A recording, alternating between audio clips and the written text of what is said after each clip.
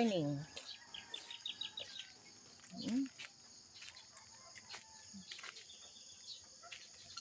Ito yung buhay sa probinsya. 6 in the morning. Ganito lang guys. Ganito ka. Pagising mo sa umaga, ganito.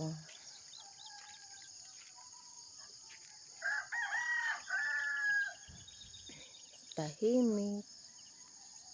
Mga ngapi. Kasi gabi na natapos yung party nila. Alas 3 ng umaga. Nagsayawan pa sila. Kami, pagod. Hindi ako lumabas dito para magtingin sa sayawan. Kasi pagod na pagod talaga ako.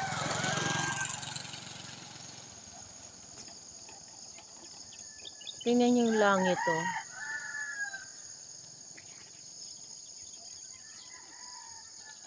Pag umaga, ganyan pala yun.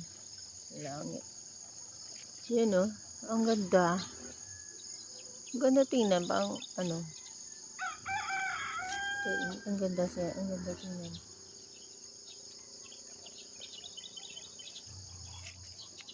Tapos dito to harap tayo dito. O, tingnan mo yan. Naglagay sila ng tent kagabi.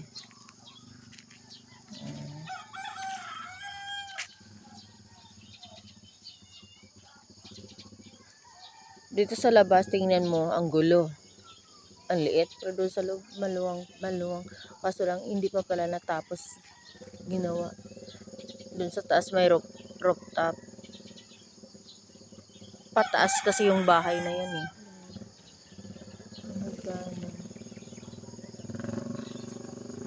Ayan na. Maingay na yung mga tricycle. Ay, ano na, motor.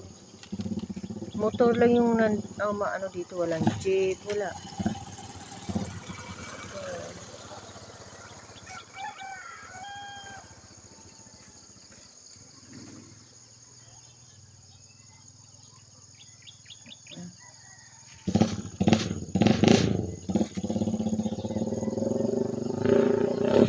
Hindi ko alam kung anong oras kami makauwi.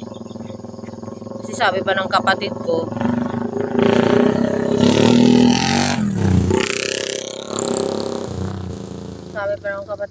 may pupuntahan pa daw kami. Iikot niya pa daw kami dito.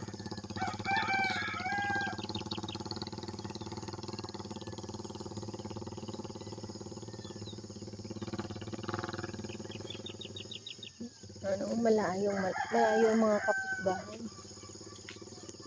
So rito at sa kabila, ayun, maganda yung bahay. Ganyan tayo.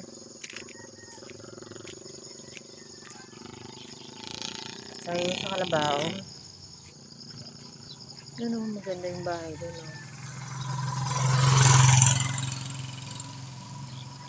Yan, nagta-tricycle kayo dito. Ay, tricycle, hindi pala, sorry, motor.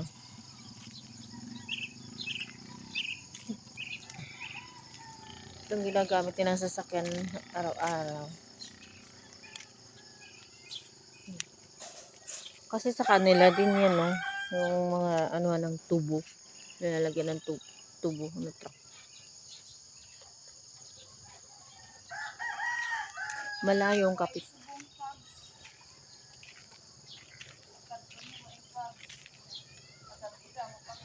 Wala daw pag.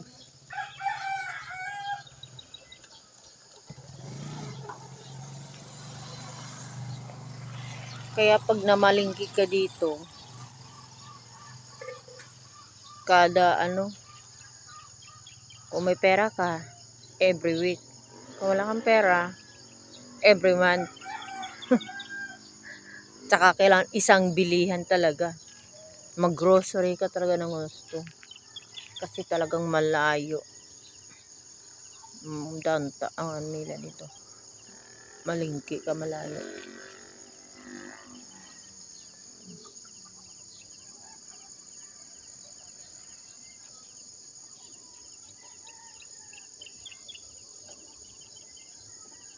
Ayun na, may truck na yung mga magtatrabaho sa tubo.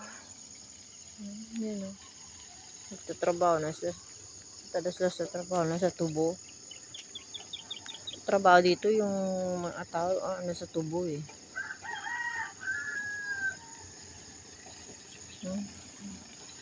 Buti nga lang hindi umulan.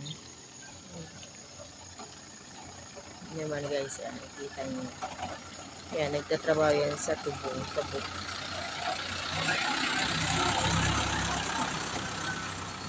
Yan.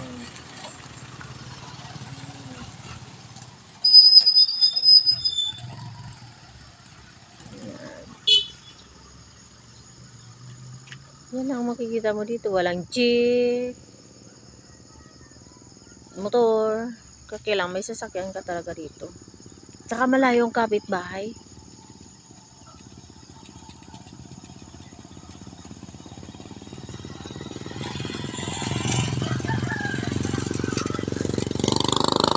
Okay. Bye-bye.